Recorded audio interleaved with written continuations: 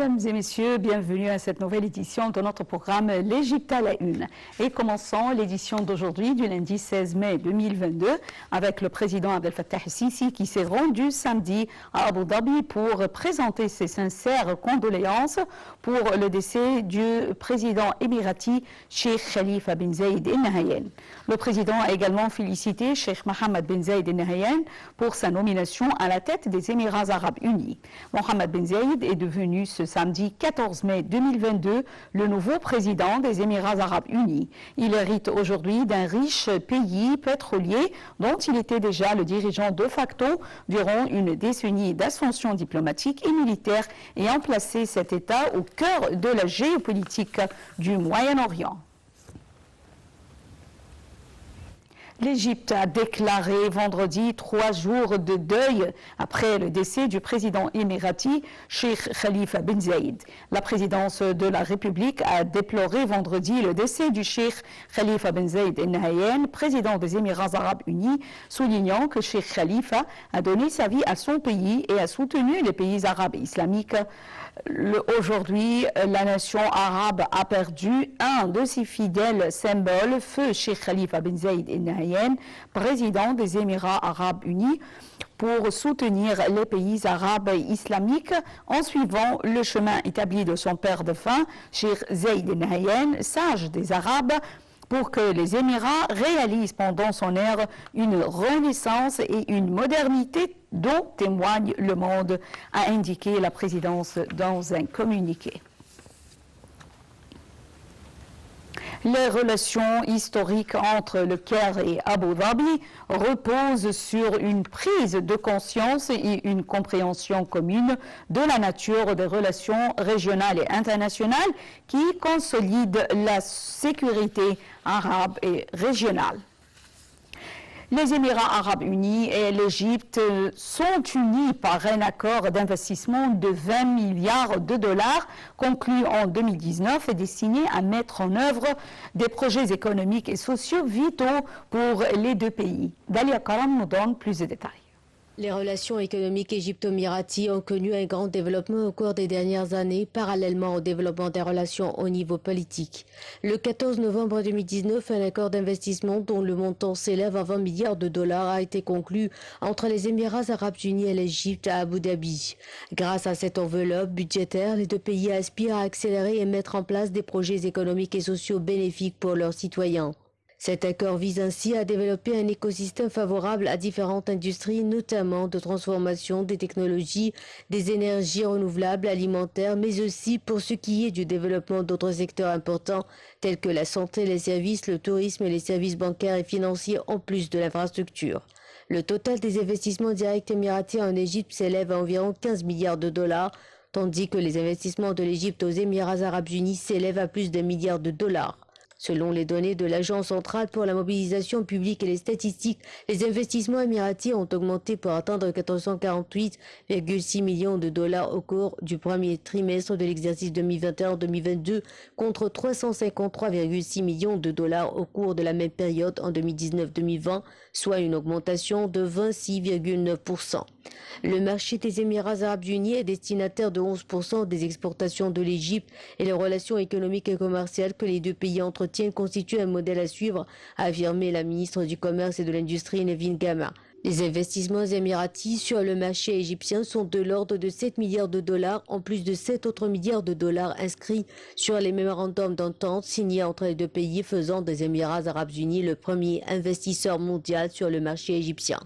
Les Émirats arabes unis sont le deuxième partenaire commercial arabe et le 9e mondial de l'Égypte, avec des échanges non pétroliers entre les deux pays de près de 6 milliards de dollars en 2019, soit un taux de croissance de 9,6% par rapport à 2018, alors que l'Égypte est le 6e partenaire arabe des Émirats. Les contributions des sociétés égyptiennes dans le développement des Émirats excèdent à 1 milliard de livres égyptiennes dans les domaines du bâtiment, de l'électricité, de modernisation des aéroports et autres. Le Conseil d'affaires égypto-émirati que les deux États ont mis sur place est un pilier principal pour promouvoir les relations stratégiques sur les plans politiques, économiques et sociaux. Le lancement de ce conseil intervenait sur fond de défis économiques considérables dus à la pandémie de Covid-19 ayant frayé la voie à l'émergence d'un nouvel environnement d'affaires au niveau régional et international.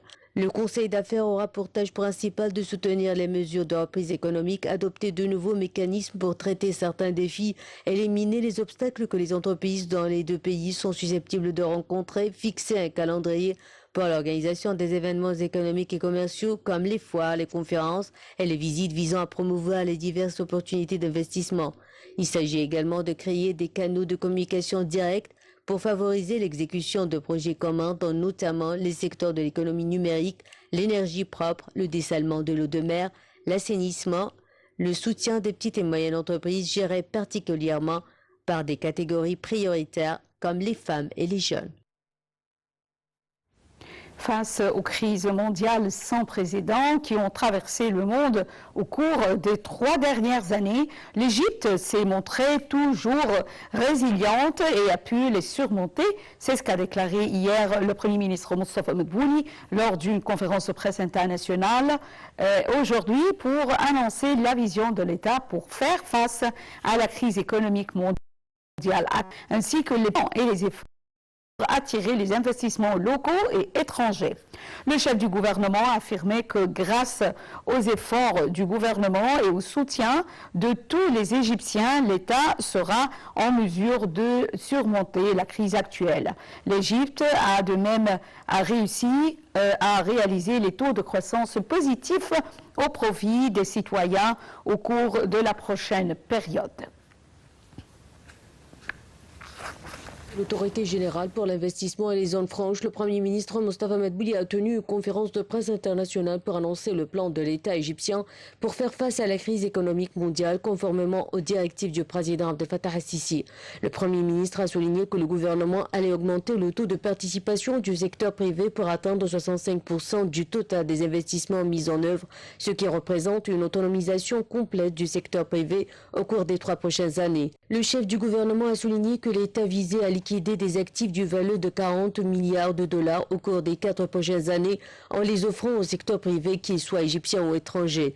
Le Premier ministre a confirmé qu'un ensemble de décisions ont été prises concernant la facilitation des procédures de délivrance des licences et des approbations aux investisseurs. Il a par ailleurs souligné que l'Égypte est l'un des pays désignés pour devenir un centre majeur de production d'énergie du futur, représenté par l'hydrogène vert et l'ammoniac vert. Il a noté que le gouvernement avait désigné au cours de la dernière période des protocoles d'accord avec les plus grandes entreprises internationales dans ce domaine qui se sont engagées à injecter des investissements pouvant atteindre plus de 40 milliards de dollars d'ici 2030 afin que l'Égypte devienne un centre de production d'hydrogène vert. Le Premier ministre a noté qu'en ce qui concerne le secteur de la santé, le gouvernement a accepté d'inclure tous les projets de création d'hôpitaux et de centres de santé dans le nouveau système d'investissement. S'agissant des villes nouvelles, Dr Medbouli a indiqué que le gouvernement présentera au Parlement au cours de la période à venir une nouvelle loi qui exonérera les établissements industriels et de développement qui seront implantés dans les villes de 4e génération des taxes pour une période allant de 3 à 5 ans depuis le début de l'exploitation du projet. Dans le même contexte, le Premier ministre a noté que dans le cadre de la facilitation des procédures pour les investisseurs et de l'ouverture de canaux de communication directe avec eux, il a pris la semaine dernière la décision de créer une unité chargée de résoudre les problèmes des investisseurs au sein du Conseil des ministres qui comprend toutes les autorités concernées. Concernant la localisation des industries, le Premier ministre a affirmé la nécessité d'accélérer la localisation des industries et de réduire la facture des importations, soulignant que les mesures prises par le gouvernement lors de la dernière période ont augmenté l'activité du secteur industriel qui a connu un très grand essor au cours des 2 dernières années. Dr Medbouli a souligné que l'État vise actuellement à maximiser les exportations égyptiennes dans 9 secteurs de base liés à l'industrie, ajoutant qu'un plan a été élaboré pour que ces secteurs doublent leurs exportations égyptiennes pour atteindre 100 milliards de dollars d'exportation d'ici 4 ou 5 ans. Le Premier ministre a ajouté que 23% du total des importations égyptiennes, qui représentent plus de 20 milliards de dollars, étaient recensés dans 6 secteurs. Les industries chimiques, les industries mécaniques, les industries médicales et pharmaceutiques, textiles, agroalimentaires, les industries des matériaux de construction et les industries métallurgiques. Le Premier ministre a précisé que tout propriétaire d'usine qui souhaite établir une nouvelle usine dans ces secteurs bénéficiera des exonérations fiscales. Le chef du gouvernement a également rappelé l'ampleur des défis auxquels est confrontée la bourse égyptienne, soulignant que 21 procédures ont été entreprises pour augmenter le nombre d'entreprises cotées en bourse et augmenter le nombre d'investisseurs locaux et étrangers. Et en ce qui concerne la flambée des prix due aux pressions économiques, M. Madbouli a confirmé que l'État a alloué 130 milliards de livres égyptiennes dans le budget de l'année prochaine pour absorber une partie des charges pesant sur le citoyen égyptien.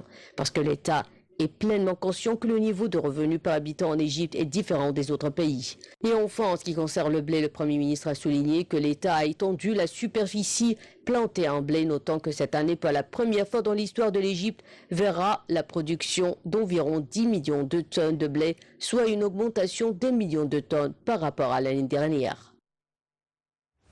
Le Premier ministre Mostafa Madbouli et son homologue tunisienne Najla Bouden ont supervisé vendredi dernier la signature d'un accord et d'un certain nombre de mémorandums d'accord et de coopération entre la Tunisie et l'Égypte en marge de la 17e édition du Haut Comité conjoint tuniso-égyptien. Dalia Karam nous donne plus de détails.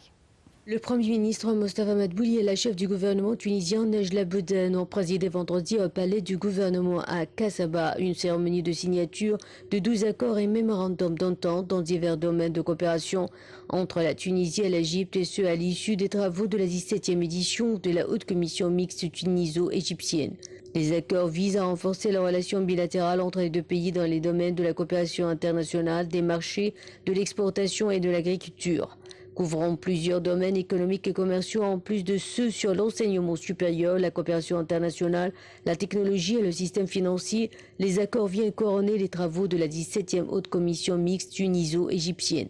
Parmi les accords signés figure un accord cadre de coopération dans le domaine de l'enseignement supérieur et de la recherche scientifique. Pour ce qui est des mémorandums d'entente, les deux chefs de gouvernement ont approuvé la signature d'un partenariat bilatéral entre l'Agence de promotion de l'investissement extérieur de Tunisie et l'Instance générale de l'investissement d'Égypte. Les deux parties ont également signé des mémorandums d'entente dans des domaines comme la coopération agricole, la construction, les technologies de télécommunication et la poste, le marché financier et la coopération internationale. D'autres mémorandums d'entente portent sur la coopération technique et scientifique en matière de météorologie et climat, la promotion de la femme, de la famille, de l'enfance et des personnes âgées, la participation aux salons et aux marchés internationaux, ainsi que le développement des exportations. Le commandant général des forces armées et ministre de la Défense et de la production militaire, le général Mohamed Zaki, a reçu le ministre délégué de la présidence du Conseil chargé de la défense nationale, des anciens combattants et des victimes de guerre de la République du Tchad, le général Daoud Yahya Brahim et la délégation qui l'accompagne actuellement en visite en Égypte. La cérémonie d'accueil officiel a eu lieu au siège du ministère de la Défense. La réunion a porté sur l'évolution de la situation sur les scènes régionales et internationales, ainsi que sur les répercussions sur la sécurité et la stabilité au sein du continent africain dans les circonstances et les défis actuels. Le ministre de la Défense a souligné sa fierté pour les relations de partenariat stratégique entre les forces armées égyptiennes et tchadiennes dans divers domaines, en particulier la défense et la sécurité. Et il a souligné l'importance de coordonner les efforts militaires entre les armées des deux pays. Le ministre tchadien a quant à lui salué les efforts déployés par l'Égypte pour soutenir toutes les questions du continent africain afin d'établir la sécurité et la stabilité et réaliser les aspirations des peuples du continent, exprimant le souhait d'une plus grande coordination sur les sujets d'intérêt commun. Le ministre de l'Intérieur, le général Mahmoud Tawfi, s'est entretenu avec le ministre de l'Intérieur de la République du Soudan, le premier lieutenant général de police, Hanan Hamid Mohamed, et la délégation qui l'accompagnait lors de sa visite en République arabe d'Égypte. Au cours de la réunion, les deux parties ont passé en revue les aspects de la coopération entre les ministères de l'Intérieur des deux pays en matière de la défense et de la sécurité. Ils ont également examiné plusieurs dossiers régionaux et internationaux d'intérêt commun.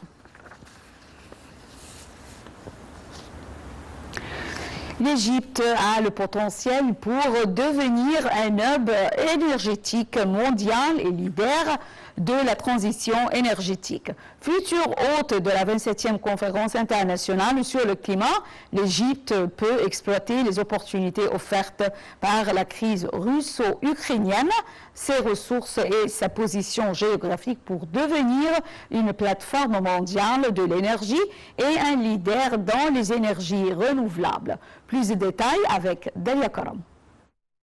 Avec ses 2,222 milliards de mètres cubes de gaz naturel enfouis dans son sous-sol, l'Égypte est l'un des pays les plus importants d'Afrique en matière de réserves prouvées de gaz en 2021. Depuis les récentes tensions entre les pays européens et la Russie, le gaz naturel égyptien fait l'objet de nombreuses convoitises et le pays des pharaons peut devenir l'un des principaux exportateurs du continent et du monde. L'Europe cherche en effet à diversifier ses sources d'approvisionnement pour sortir de sa dépendance vis-à-vis de la Russie en termes d'énergie. Le gaz naturel égyptien et le positionnement géographique du pays font qu'il semble être l'une des meilleures options de remplacement pour les Européens. Par ailleurs, outre le gaz naturel et les possibilités offertes par ce dernier, les autorités égyptiennes veulent aussi miser sur la production d'hydrogène pour répondre à la demande européenne ainsi qu'à l'appel mondial de passer aux énergies plus propres. Le pays ambitionne de devenir un grand producteur d'hydrogène et se dote déjà des moyens de son ambition. Selon Oil Price, le gouvernement égyptien évalue actuellement ses options pour mettre en place une stratégie hydrogène d'une valeur de 40 milliards de dollars en 2022. La stratégie égyptienne a déjà reçu le soutien de la Banque européenne pour la reconstruction et le développement. La BERD a en effet signé un protocole d'accord avec le gouvernement égyptien afin de mettre en place un cadre d'évaluation du potentiel des chaînes d'approvisionnement en hydrogène à faible émission de carbone. L'initiative entraînera une capitale de production de 1400 MW d'ici 2030.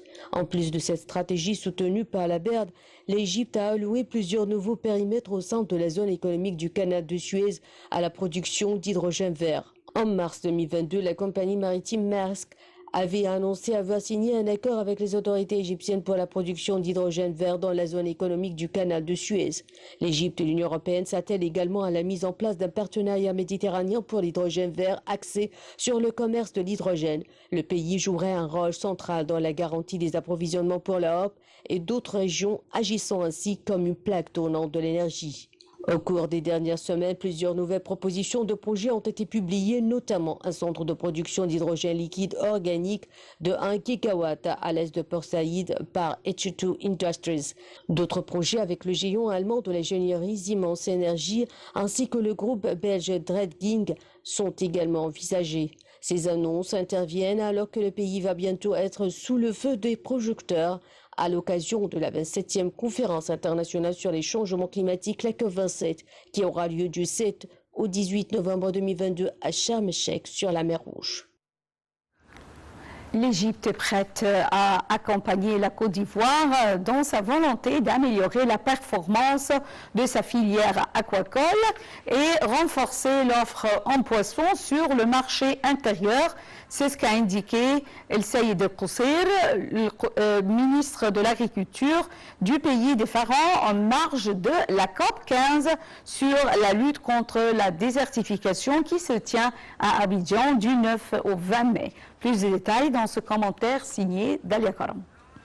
En Côte d'Ivoire, le poisson est la principale source de protéines animales de la population.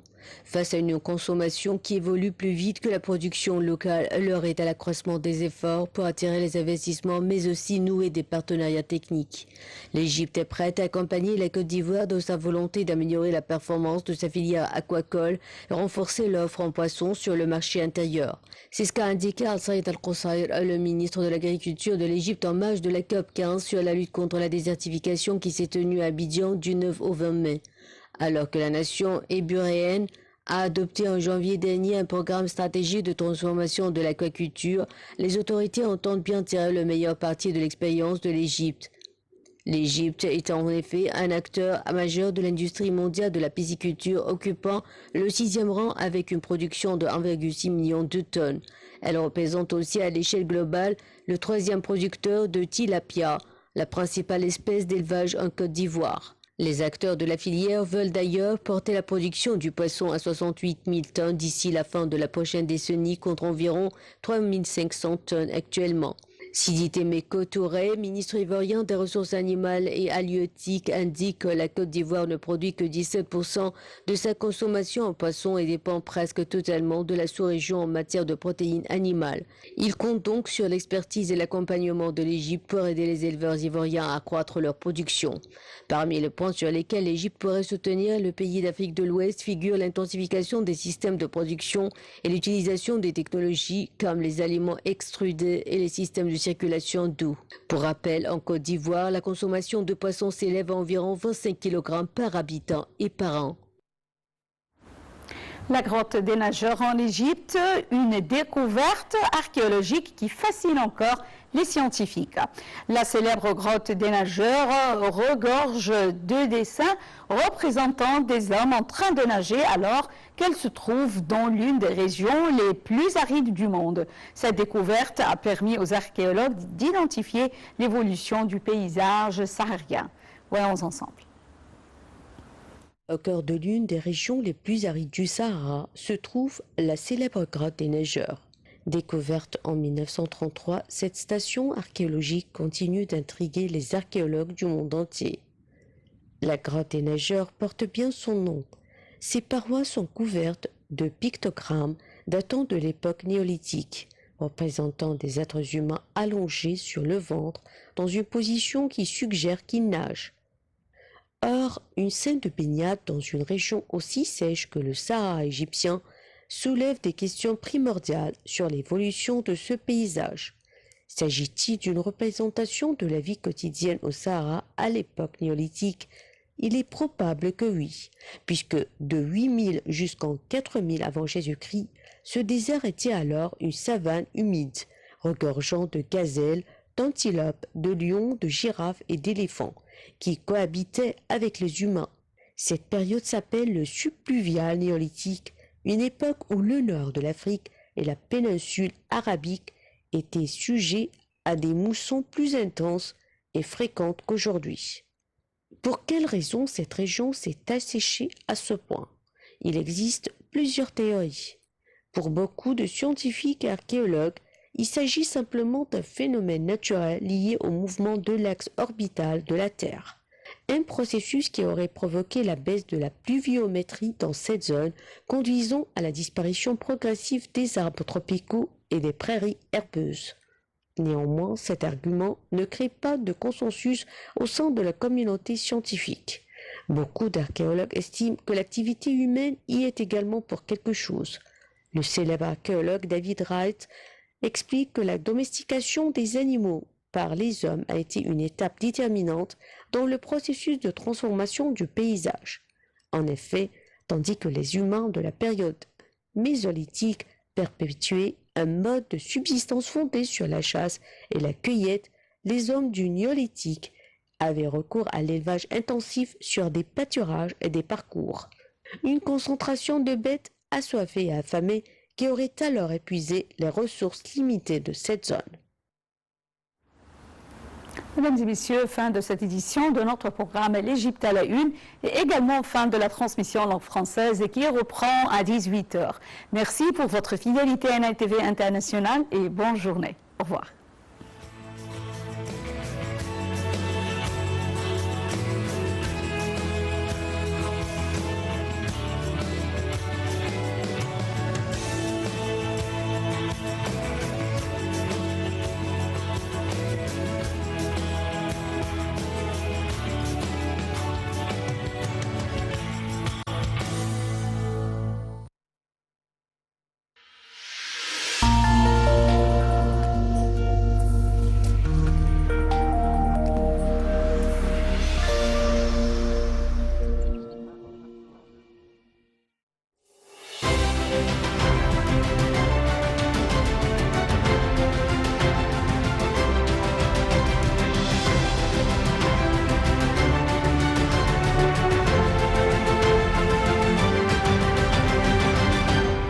Egypt.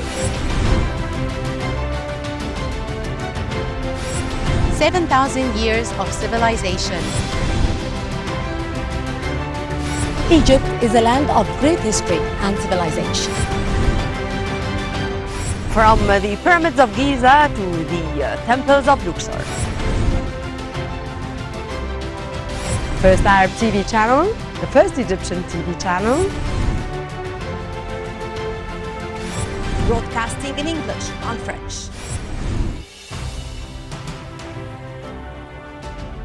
This unique TV channel includes specialists of very special calibers.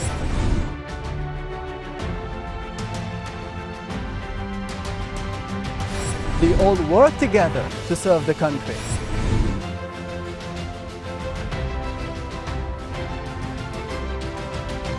Nile TV International, the voice of Egypt to the world, always at the heart of events. It's Nile TV,